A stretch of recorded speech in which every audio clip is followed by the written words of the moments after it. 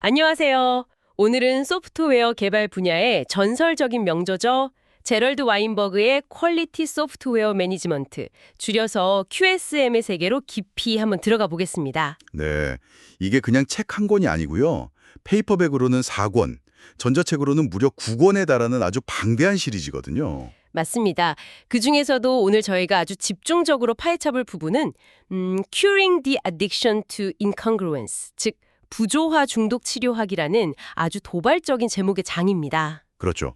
소프트웨어 관리책에서 중독, 어딕션이라는 단어를 썼다는 것부터가 예사롭지 않죠. 바로 그겁니다. 오늘 저희의 미션은 이거예요. 왜 똑똑하고 유능한 사람들이 모인 팀이 계속해서 같은 실수를 반복할까? 왜 품질을 갉아먹는 나쁜 습관에서 헤어나오지 못할까? 이건 단순히 기술의 문제가 아니라 와인버그는 이걸 시스템과 심리의 문제로 접근하거든요. 아마 오늘 이야기를 통해 여러분 팀의 고질적인 문제에 대한 새로운 진단을 얻으실 수 있을 겁니다. 좋습니다. 그럼 그 진단부터 시작해보죠. 와인버그가 말하는 부조화 중독, addiction to incongruence라는 게 대체 뭔가요? 단어부터가 좀 어렵게 들리네요. 쉽게 말해서요. 당장은 편하고 문제를 해결한 것처럼 보이니까 계속하게 되는데 알고 보면 그게 상황을 장기적으로는 훨씬 더 나쁘게 만드는 행동에 빠져드는 생태를 말합니다. 아, 마치 스트레스 받을 때마다 단 음식을 먹는 것처럼요. 당장은 기분이 좀 나아지지만 결국 건강은 나빠지는. 네네, 아주 정확한 비유입니다. 책에서 드는 가장 고전적인 예가 바로 마감 압박에 시달리는 팀이 계획된 테스팅을 건너뛰는 행동이에요. 아, 일단 출시하고 버그는 나중에 잡자. 이거군요. 바로 그거죠. 관리자 입장에서는 일단 마감일을 지켰으니까 한숨 돌리고 안도감을 느낍니다. 이게 이제 단기적인 보상인 거죠. 그게 참 아이러니하네요. 나중에 고치면 돼 라는 말이 어떻게 보면 굉장히 책임감 있는 말처럼 들릴 수도 있잖아요. 내가 책임지겠다는 뜻이니까요. 바로 그 지점이 함정입니다. 그 결정의 대가는 혹독하죠. 테스트를 건너뛴 소프트웨어는 당연히 버그가 들끓고 고객 불만은 폭주하고요. 그럼 개발팀은 신규 개발은커녕 밤낮으로 버그만 잡고 있겠네요. 맞습니다. 이게 장기적인 고통이죠. 더 무서운 건 다음 프로젝트예요. 이전 프로젝트 버그 잡느라 이미 일정이 늦어졌으니까 압박감은 훨씬 더 커지거든요. 그럼 관리자는 또 어떤 선택을 할까요? 또 테스트를 건너뛰겠죠. 더 빨리 내보내야 하니까요. 악순환이네요, 정말. 그렇습니다. 고통이 커질수록 단기적인 해결책에 대한 유혹도 더 강해지는 이른바 중독의 역학, 애딕션 다이내믹이 완성되는 겁니다.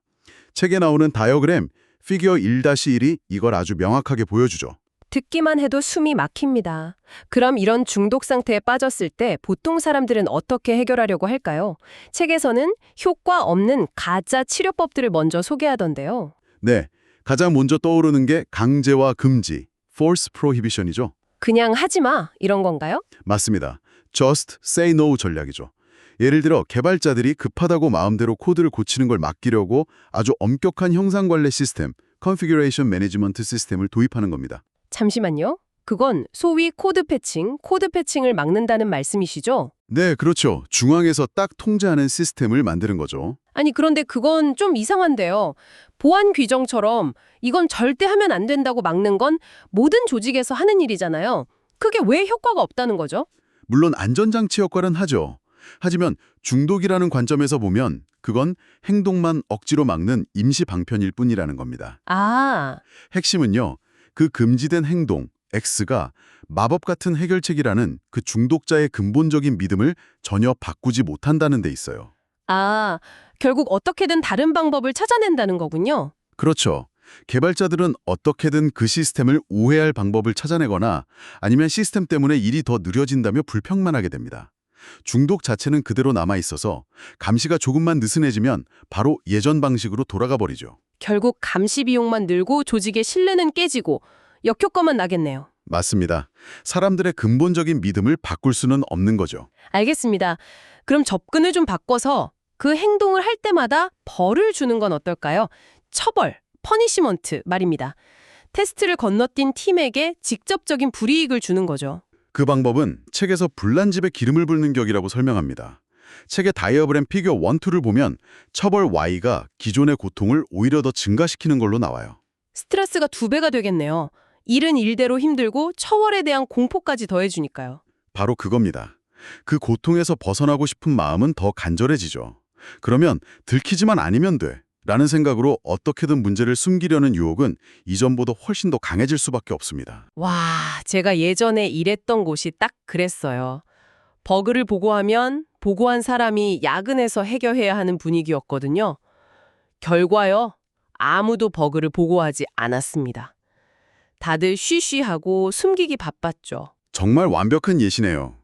결국 관리자는 문제를 해결하는 게 아니라 문제를 숨기는 데 더 능숙해질 뿐입니다.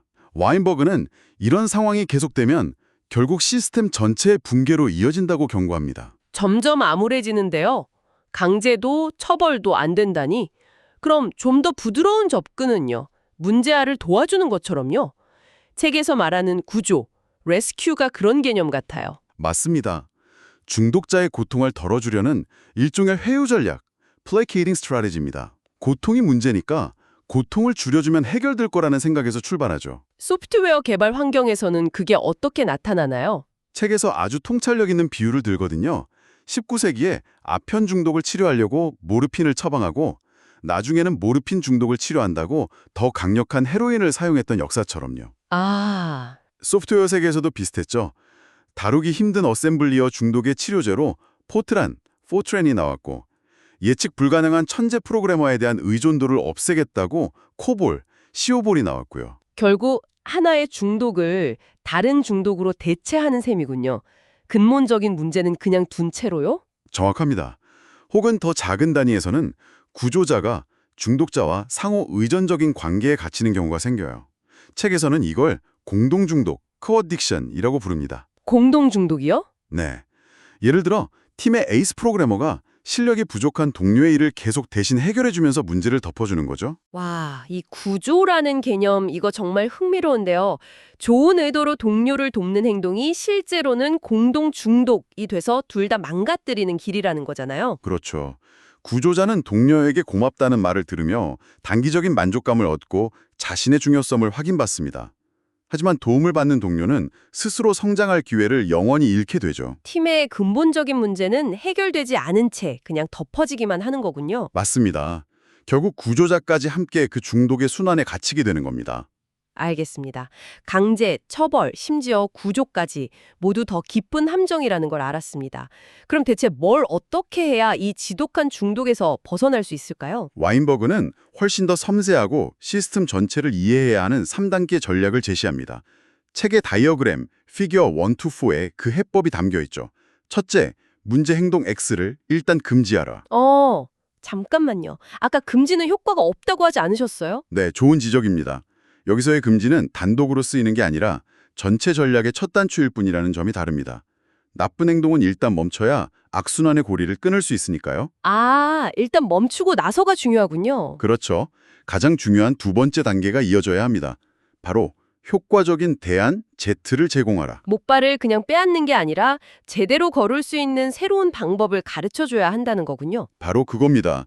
이게 핵심입니다. 이 새로운 대안 Z는 단순히 임시방편이 아니라 장기적으로 정말 더 나은 결과를 가져온다는 믿음을 줘야 합니다. 하지만 새로운 시스템을 배우고 적응하는 데는 시간이 걸리잖아요. 그동안에는 오히려 생산성이 떨어질 수도 있고요. 그래서 세 번째 단계가 결정적으로 중요합니다. 단기적인 고통을 완화시켜라. 누군가의 익숙한 대처 방식을 빼앗으면 과도기적인 고통이 따르기 마련이거든요.